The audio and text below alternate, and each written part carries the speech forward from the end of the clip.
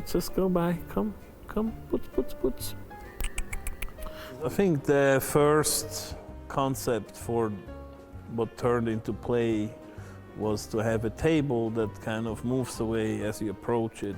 Years later, we had some attempts, maybe 2011, like so 11 years ago, to figure out how we could build moving objects, robots. Eventually, I switched over to chairs in maybe 2016. Technology also caught up with a lot of what we needed, in terms of sensors and so on. And if you think about it, as a human being, you always respond to any kind of stimulus that comes at you. So you continuously try to understand, read in a pattern. Logically, we do that. That's why we have a lot of misunderstandings as people, because we are there with the pattern before we are there to listen what it actually does. So in some way, that's what these chairs do. And let's say you approach a chair and the chair moves away. You're like, I get it. So you go a step back, you approach a chair again, you expect it in this moment to move away. So you're like, now I figured it out. You approach a chair again, it doesn't do anything. Then you think it's maybe broken. So we test something.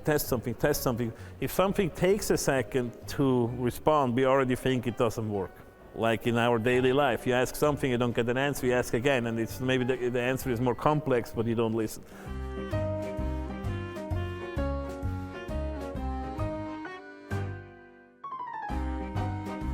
This work here basically use human expectation as a medium, people interacting or observing these chairs. Together makes the work, not the chair. This one keeps coming back at me, you see?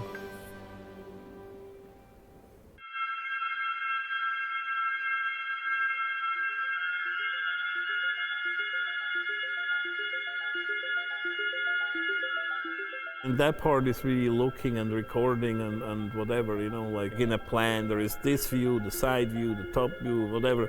And that gives like just the kind of volume this object occupies somehow. Yeah, the mirror came, I wanted the rest to disappear almost, more. I had many different thoughts about what these things really are. We don't really see anything in this world, we see what we project onto this world, To actually look is very difficult.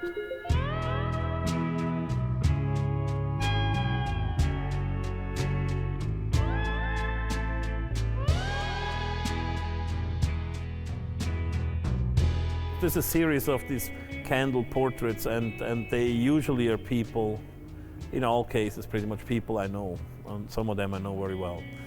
It's kind of not relevant. It's more relevant for myself.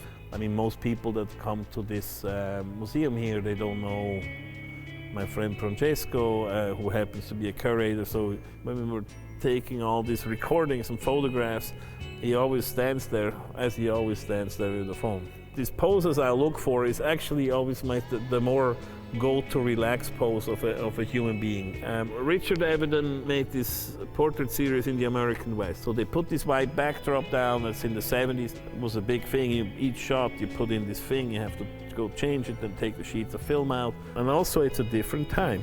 So people had less of an awareness of how they look in an image, because it's less easy to make an image of yourself, Most shots were done empty. They put in empty cassettes, they make the real portrait, the people stand there like they pose, and eventually as it goes on, they go back to just whatever their natural position is, and then they started to put in the film and actually make the photos. Yeah, so in that way Francesco came about. Once they become a candle and they actually have some form of function, or they don't need to be, they don't have the weight of something that's there forever, and they become active through the flame. So are these chairs. I mean, they move. It's a life.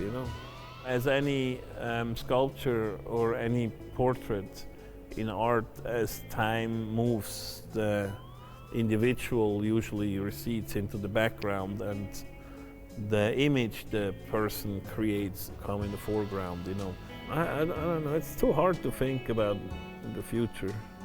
Or it's kind of pointless in some way, because so many things shift, not just technology, context always moves. And I do think that things that were boring in their own time hardly ever become interesting down the line, art is frustrating because it doesn't do anything. To me, I mean, some way, I mean, you gotta wait till it does something in your memory, but it's a little bit frustrating, you know, because you want it to. Exactly. And it's just there.